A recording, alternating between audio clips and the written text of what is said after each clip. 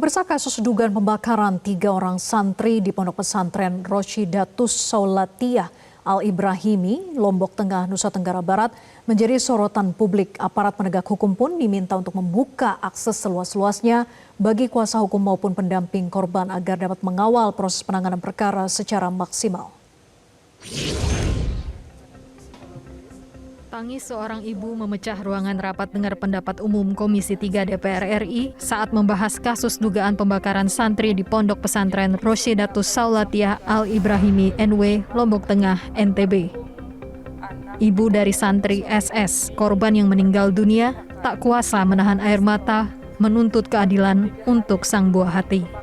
Saya hanyalah seorang ibu kampung yang miskin, yang tidak punya harta, dan sekarang tubuh sudah sakit-sakitan, jalan pun sudah tidak normal lagi.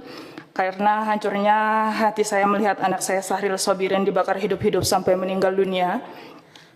Sebagai rakyat kecil, saya mengetuk pintu hati Bapak Presiden sebagai bapak dari seluruh anak di Indonesia. Anak saya ke pondok pesantren untuk belajar agama, agar jadi anak yang baik, bukan untuk disiksa, ditelanjangi oleh anak pemilik ponpes, lalu dibakar sampai mati.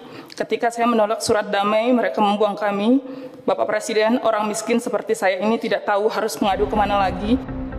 Kasus dugaan pembakaran 3 orang santri di Pondok Pesantren menjadi sorotan publik. Komisi 3 DPR RI mendesak Direktorat Reserse Perlindungan Perempuan dan Anak atau Ditres PPA dan Perlindungan Orang atau PPO Polda Nusa Tenggara Barat untuk mengambil alih penanganan perkara dugaan kekerasan di lingkungan pondok pesantren itu. Komisi 3 juga meminta aparat penegak hukum mengusut tuntas dugaan tindak pidana lain yang mungkin berkaitan dengan perkara tersebut. Saya yakin kita concern ya untuk menyelesaikan masalah ini dengan baik.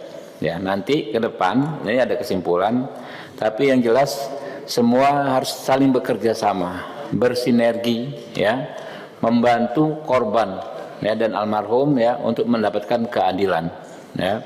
Baik secara hukumnya, advokasi hukumnya, kemudian kita dorong, kita sama-sama partisipasi rehabilitasi medisnya ya tadi secara sistemiknya. Tapi kalau ada yang urgent ya tadi bisa disampaikan kepada kami, ada hal yang urgent terkait rehabilitasi medis ya, kita juga kami ya sebisa kami ya akan ikut berpartisipasi.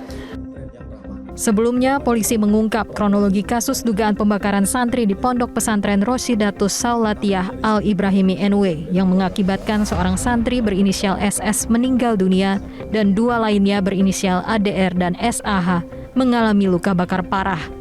Peristiwa naas itu terjadi pada 13 Desember 2025 lalu.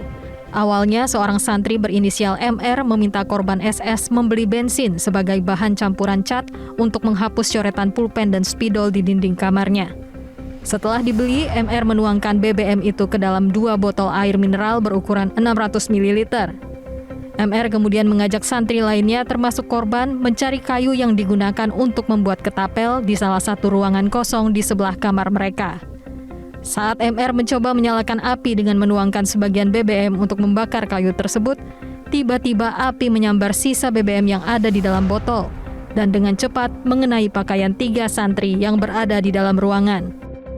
Polres Lombok Tengah telah menetapkan 2 tersangka dalam kasus ini. Tersangka adalah pimpinan pondok pesantren berinisial AM dan kakak kelas korban berinisial MR. Kedua tersangka dijerat pasal tentang kelalaian hingga mengakibatkan korban meninggal dunia dan luka berat. Setelah melakukan penyidikan, serangkaian penyidikan dari penyidik Polres Lombok Tengah dan dilakukan gelar perkara,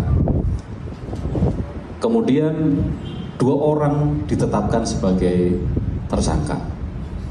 Yang pertama adalah MR yang merupakan anak yang berhadapan dengan hukum, dan AMR.